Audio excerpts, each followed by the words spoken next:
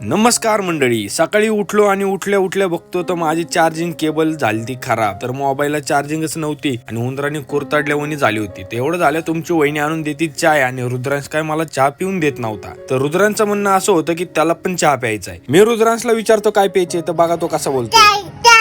त्याला पण चहा प्यायचा असतो, पण मी जातो. एवढं झाल्यानंतर इस्माईलला घेऊन पंपावर पेट्रोल टाकतो आणि डायरेक्ट चिंचवड स्टेशनला कृष्णा मोबाईल्स वाल्याकडे जातो. तर इथं शँडी भाईनी मस्त कॉड दिली होती.